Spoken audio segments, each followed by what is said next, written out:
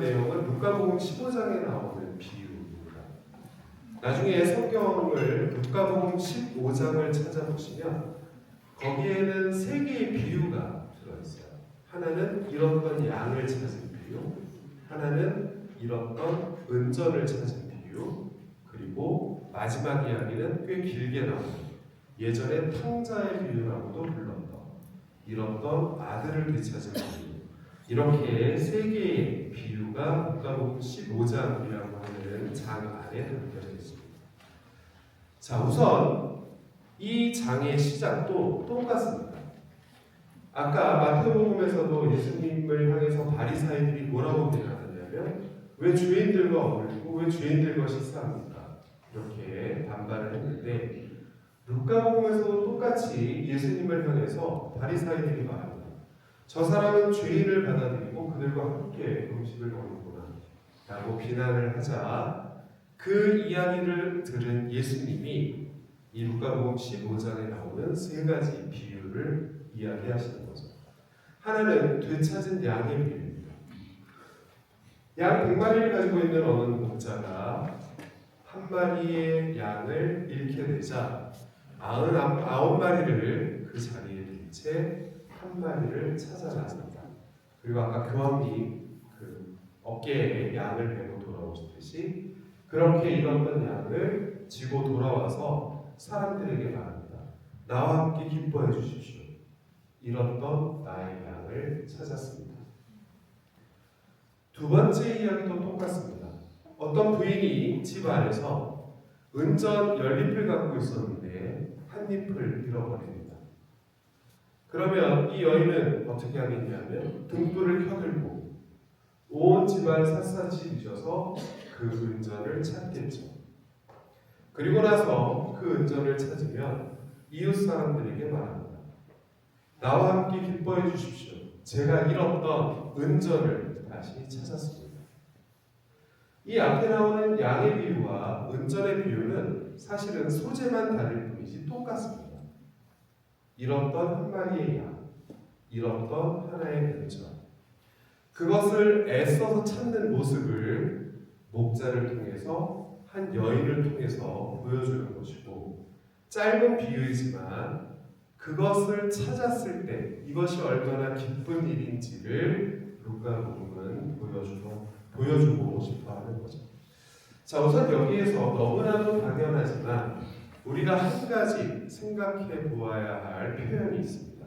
그건 뭐냐면 잃은 양 그리고 잃은 은전이라는 표현이에요. 무엇인가를 잃었다는 것은 이미 그 전에 주인에게 속해 있었다는 의미입니다. 그리고 예수님께서 이 비유를 말씀하시는 가장 큰 이유는 죄인들과 함께 식사한다고 하는 그 바리사이들에게 예수님의 행동의 의미가 무엇인지를 보여주고 싶어 하는 거죠. 그래서 나는 의인이 아닌 죄인을 불러왔다라고 하는 그 표현 역시 그렇게 원래는 하느님 품 안에 있었지만 지금은 잃어버린 사람들을 찾아서 다시 하느님께로 모아드리는 것, 그것이 예수님의 사명이었고 여기서 잃은 양, 잃은 은전은 그것을 나타내는 표현입니다. 그래서 여기에는 이미 이 모든 것이 하느님의 것이었지만 그것을 잃었고 예수님은 다시 그렇게 잃은 것들을 찾아 나섰다는 의미인 거죠. 자, 이렇게 잃은 양의 비유, 잃었던 은전의 비유, 그리고 제일 마지막에 거의 같은 의미를 가지고 있는 구체적으로 자세하게 묘사되는 비유는 되찾은 아들의 비유입니다. 아마 이것을 탕자의 비유라고 알고 있는 분들도 아직 많으실 거예요. 그리고 지금도 예전에는 우리 성경에도 작은 제목으로 탕자의 비유라고 되어 있었는데 지금은 많은 사람들이 이것을 되찾은 아들의 비유라고 부르기 시작했습니다. 뭐의 차이가 있을까? 탕자의 비유라는 제목과 되찾은 아들의 비유라는 제목. 탕자의 비유하면 여기서 중심이 되는 건 탕자, 둘째 아들. 되찾은 아들의 비유하면 이 제목에서부터 중심이 되는 건 아버지. 그래서 이 비유는 이렇던 양의 중심이 있는 게 아니라, 이렇던 은전의 중심이 있는 게 아니라, 탕자의 중심이 있는 게 아니라, 그 양을 찾아 나서는 목자에게, 이렇던 은전을 샅샅이 찾는 부인에게, 그리고 이 둘째 아들을 다시 받아들이는 아버지에게 있다는 게 짧은 제목에서도 나타나는 내용입니다. 많은 사람들은 이 되찾은 아들의 비유를 신약 성경에서 가장 아름다운 비유다라고도 표현합니다. 또 아우구스티누스라고 하는 성인은 이 되찾은 아들의 비유야말로 복음 안에 속해 있는 진짜 복음이다, 이렇게 표현하기도 했어요. 그래서 많은 성인들이 신약 성경에 나오는 모든 비유 중에서 이 되찾은 아들의 비유가 하느님과 우리의 관계를 가장 잘 나타내는 비유라고 생각을 했고, 그래서 가장 아름다운 비유라고도 부르기 시작을 했습니다. 이 되찾은 아들의 비유는 나중에 또 말씀드리겠지만 하느님의 자비, 그리고 인간 편에서는 회개라고 하는 것을 가장 잘 드러내는 비유입니다. 그리고 여기에 등장하는 인물은 아버지와 두 아들이에요. 이 아버지와 두 아들은 다르게 이해하면 하느님과 우리들에 관한 비유라고도 볼 수 있습니다. 그래서 그 내용을 조금 살펴보면 이렇습니다. 아버지에게 아들 둘이 있었습니다. 근데 둘째 아들이 어느 날 아버지에게 와서, 아버지, 어차피 돌아가시면 유산 저한테 줄 건데 좀 땡겨주십시오. 그렇게 이야기를 해요. 여러분들 자녀분들 있는데 어느 날 그것이 딸이건 아들이건 누가 와서, 아버지, 어머니, 뭐 이제 천년만년 사실 것도 아니고 지금 갖고 있는 거 주세요. 어차피 저 줄 거 아닌가요? 우리 줄 거 아니에요? 먼저 주세요. 이렇게 이야기하는 거랑 똑같습니다. 여러분 같으면 주시겠어요? 아니요? 어떤 분들도 흔쾌히 주겠다고 하는데 이미 주신 분들도 있어요. 근데 잠언에 굉장히 재밌는 내용이 하나 있습니다. 이 잠언이라고 하는 구약 성경의 그 책은 기원 전에 쓰여진 거거든요. 근데 거기에 어떤 표현이 나오냐면, 유산을 죽을 때가 되어서 나누어 주어. 너희가 아들의 손을 바라보는 것보다 아들이 너희를 우러러보는 게 낫다. 이런 표현입니다. 그러니까 유산을 먼저 주지 말라고. 성경에 그런 게 나옵니다. 어디 집안에 써붙여놓고 싶으시면 나중에 얘기하시면 제가 써붙여 찾아서 사무실에 보내드릴 테니까. 네, 그 얘기는 뭐예요? 2000년 전이나 지금이나 별 차이 없다. 유산이라고 하는 건 말 자체가 그렇잖아요. 이제 부모님이 돌아가실 때 그 몫을 자손들에게 주는 것인데, 유다인들은 그게 법으로 정해져 있었습니다. 그래서 큰 아들이 조금 더 많이 갖고 나머지를 다른 아들들에게 나누어 주게 되어 있었어요. 사실 우리나라도 예전에는 장남에게 더 많은 몫을 주는 게 당연했죠. 요즘에야 예, 요즘에는 이제 세상이 많이 바뀌어서 그런 일 생기면 이제 또 시끄러워졌지만, 예전에는 장남에게 훨씬 많은 몫을 줬습니다. 왜냐하면 이 장남이 제사도 드릴 거고, 이 장남이 뭐 선산도 관리할 거고, 그랬기 때문에 그랬었는데 요즘에는 그렇지 않죠. 이 둘째 아들이 아버지 죽으면 저한테 줄 몫을 미리 주십시오, 이렇게 요구하는 것이나 마찬가지고, 이거는 당시에 율법에 따라서도 안 되는 일입니다. 그럼에도 불구하고 이 둘째 아들은 그렇게 청합니다. 그리고 이 아버지는 이 둘째 아들에게 줄 몫을 미리 줍니다. 그래서 아마도 이 둘째 아들은 그런 기물들을 팔고 해서 돈을 모은 다음에 어느 날 갑자기 집을 떠나요. 복음서에서는 그는 집을 떠나서 먼 고장으로 갔다 이렇게만 이야기합니다. 그리고 거기서 우리가 아는 것처럼 실컷 술도 사 먹고 맛있는 것도 사 먹고 흥청망청 여자들도 만나고 그렇게 해서 돈을 전부 탕진해 가고 있을 즈음에 그 고장에 심한 기근이 듭니다. 기근이 들면 당연히 먹을 것은 비싸지고, 그러다 보니까 이 둘째 아들은 가진 돈을 거의 다 탕진하게 됩니다. 그래서 굶어 죽을 지경에 이르자 어떤 생각을 하게 되냐면, 돼지를 치는 농장에 취업을 해야 되겠다. 거기 취업해서 돼지들에게 먹이는 그것으로라도 배를 채워야 되겠다라고 생각을 합니다. 여기에 돼지라고 하는 동물이 등장을 해요. 돼지는 구약 성경에 따르면 부정한 대표적인 동물입니다. 그러니까 접촉하거나 만지거나 먹을 수 없는 정결하지 못한 대표적인 동물이 돼지예요. 그래서 지금도 이스라엘 사람들은 돼지를 키울 수 없습니다. 키우는 것 자체가 안 돼요. 그러면 이 둘째 아들은 지금 어디가 있는 거예요? 이방인의 땅에 살고 있다는 의미입니다.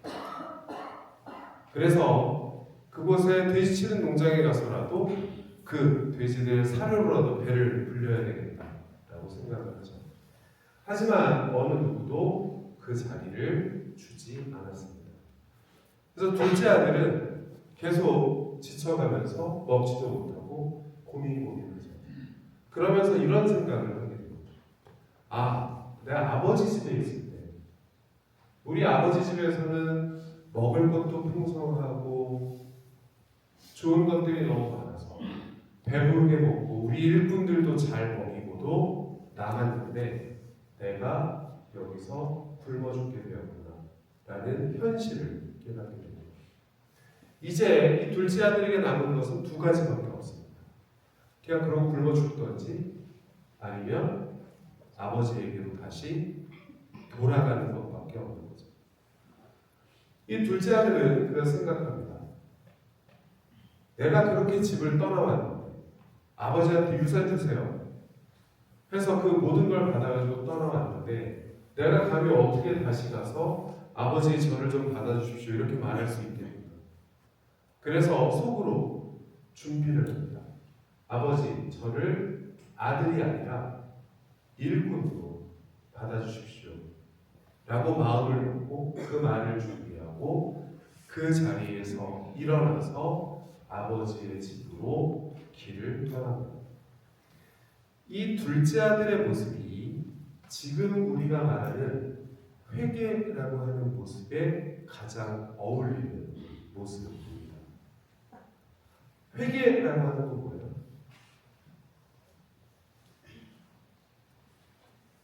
뭔가를 혹시 내가 잘못한 것은 없는지, 내가 죄를 지은 것은 없는지 돌아보는 것이기도 하면서 좀 더 넓은 의미로 하면 내가 혹시 하느님의 길에서 벗어난 것은 아닌지를 돌아보는 것이 회개예요.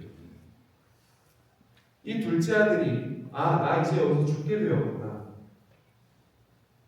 아버지의 집으로 돌아가야지 라고 마음 먹는 것이 바로 회개예요. 마음 먹은 것만이 아니라 이 둘째 아들은 그렇게 힘겨웠던 아버지에게로 향하는 발걸음을 실제로 시작합니다. 그것도 회개입니다. 회개는 마음으로만 이루어지는 것이 아니라 거기에 따른 행동이 있어야 그것이 진정한 회개라는 거죠. 그래서 이 둘째 아들이 보여지는 모습이 우리가 흔히 얘기하는 라고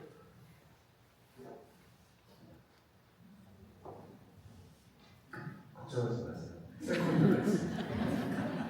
회개라고 하는 것의 가장 전형적인 모습입니다. 지금 우리도 뉘우치는 것으로만 족한 게 아니라 그에 상응하는 행동이 필요하다는 거죠.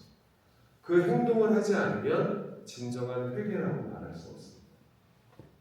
자, 어쨌거나 둘째 아들은 이렇게 무거운 마음을 이끌고 떠나왔던 아버지의 집을 향해서 다시 되돌아갑니다. 자, 여기까지가 둘째 아들의 시간이고 둘째 아들의 모습입니다. 어느 날 아버지는 저 멀리에서 둘째 아들이 오는 것을 보고 가엾은 마음이 들었다라고 복음서는 표현합니다. 자, 우선 여러분들이 복음서에서 가엾은 마음이 들었다라는 표현들을 자주는 못 봅니다. 복음서에 이 가엾은 마음이 들었다라는 표현이 7번 정도 이상밖에 나오지 않습니다. 이 가엾은 마음이 들었다라는 표현은 하느님의 편에서 자비를 베푼다는 의미와 똑같아요. 혹시 우리 요즘에는 잘 쓰지 않지만 예전에 쓰던 표현 중에 애끈타라는 표현 아세요? 예, 너무나 어떤 고통스러운 일이 있을 때, 슬픈 일이 있을 때 애가 끊어지는 것처럼, 애라는 표현이 우리 내장을 의미하잖아요. 이 내장을 끊는 것처럼 그렇게 고통스럽고 힘들고 어렵다는 걸 나타내는 표현이 애끈타라는 표현인데, 가엾은 마음이 그 단어와 똑같습니다. 예, 그리스어로도 내장 기관과 관련되어 있는 표현입니다.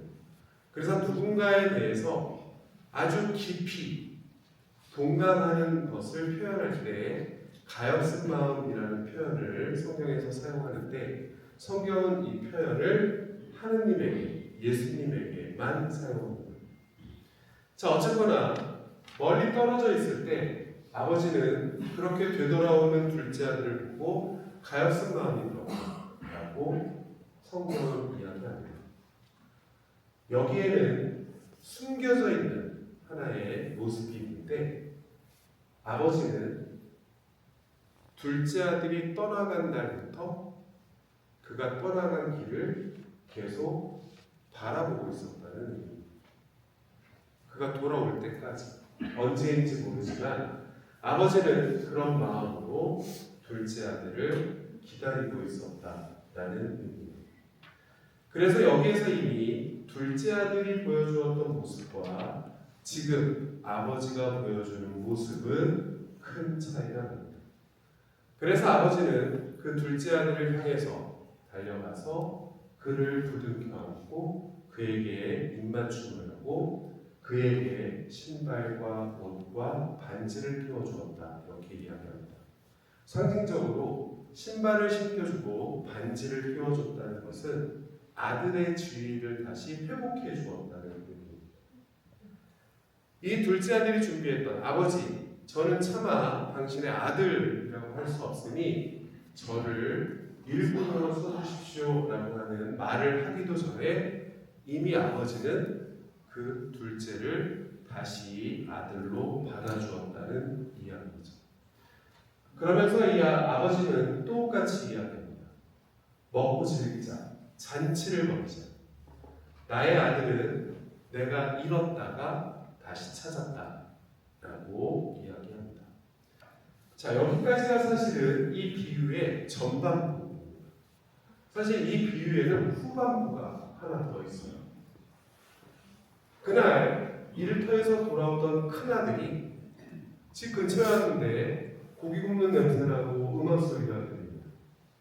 그래서 일꾼 한 명을 불러서 오늘 저기 아무 날도 아닌데 내 생일도 아니고 아버지 생일도 아니고 근데 왜 뭔 잔치야? 그랬더니 주인님께서 잃었던 동생이 돌아오셨다고 소를 잡아서 잔치를 벌이셨습니다.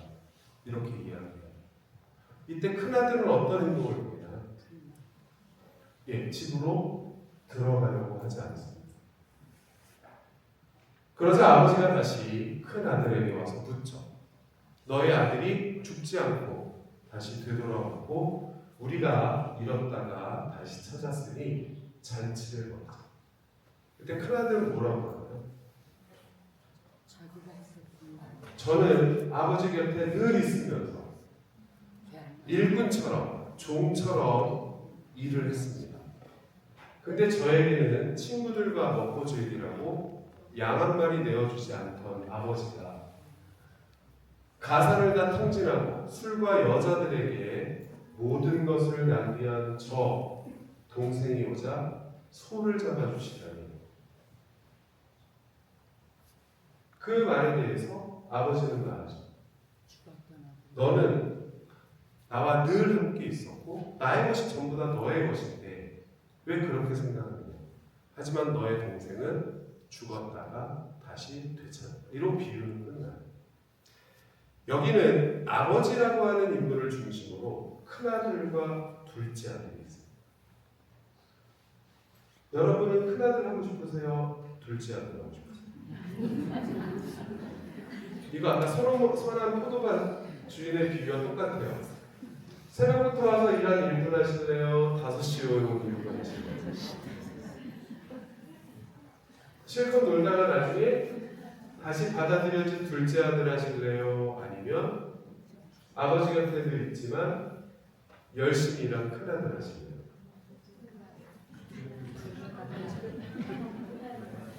바쁘신 분들은 되게 90%의 확률로 둘째 아들이 이렇게 되어서 큰아들은 누구에 대한 상징일까요?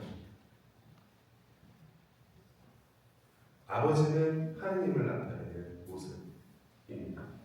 그럼 큰아들 물론 이 큰아들의 모습은 비유 안에서 직접적으로는 왜 당신은 죄인들과 함께 음식 먹고 왜 죄인들과 어울려라고 비난하는 그들을 지칭할 겁니다.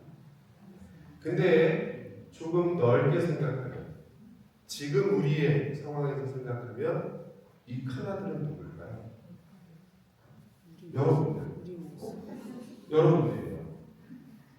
미사 열심히 나오고 특강 한다고 와서 앉아있고 쉬는 시간에 도망가지도 않고 이런 분들, 성실한 사람들, 이 큰아들의 모습. 반면에 둘째 아들의 모습은 뭐예요? 미사 간헐적으로 나오고 뭐 하자 그러면 바쁜다고 안 하고 뭐 이런 사실 사람들이에요. 이것도 결국 공동체의 문제예요. 재밌는 것은 이 표에 보시는 것처럼 아버지, 하느님은 항상 그 자리에 있습니다. 그리고 아버지는 큰 아들에게나 작은 아들에게나 똑같이 사랑을 베풀고 자비를 베풉니다. 근데 재미있는 것은 큰 아들은 늘 아버지 곁에 머물고 있었지만 스스로는 뭐라고 생각해요? 불만이 가득하고 나는 종처럼 일한다고 생각합니다. 아들로서가 아니라 하느님과 함께 있지만 나는 종처럼 일하는 사람이야 라는 게 큰아들의 생각이라는 거죠. 둘째 아들은, 작은 아들은 비록 아버지에게서 멀리 떨어져 있었지만 그는 다시 아버지로부터 아들로 인정받게 됩니다. 이 큰아들의 모습과 작은 아들의 모습은 어떤 공동체 안에서 성실하고 꾸준한 사람들과 그렇지 못한 사람들에 대한 이야기입니다.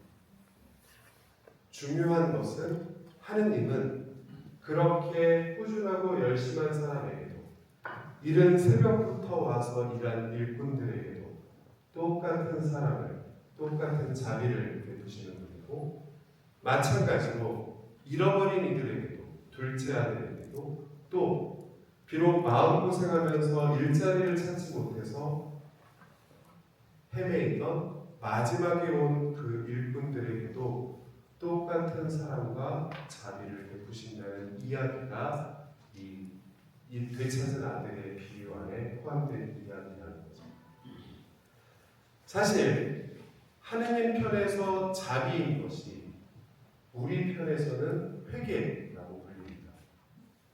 우리가 회개할 수 있다는 것은 무엇이 있어야만 가능한 것이냐면 하느님의 자비가 있을 때에만 가능한 것. 우리가 경험적으로 알고 있는 것이 있어요. 만약에 내가 죄를 질 때마다 우리가 약간 만화처럼 생각하듯이 내가 큰 죄를 지을 때마다 나에게 번개가 내린다면 여기 남아있는 사람은 없을 겁니다.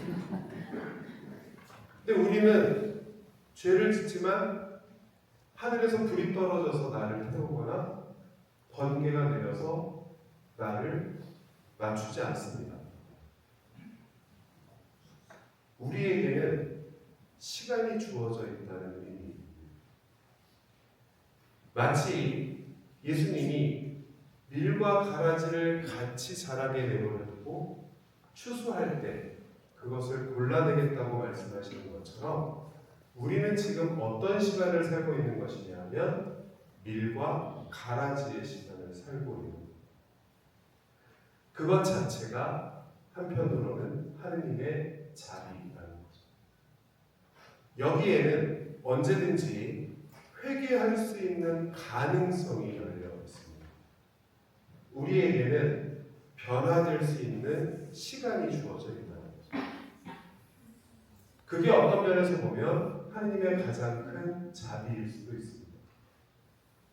내가 무엇을 잘못하지만, 내가 무엇을 잘못했지만 그것을 되돌릴 수 있도록 하느님은 기다려주시는 것이고, 우리에게 주어진 이 시간은 그것을 되돌리고 우리가 다시 하느님께 돌아갈 수 있는 시간이라는 거죠. 그래서 자비라는 표현이나 회개라고 하는 표현은 사실은 같은 표현입니다.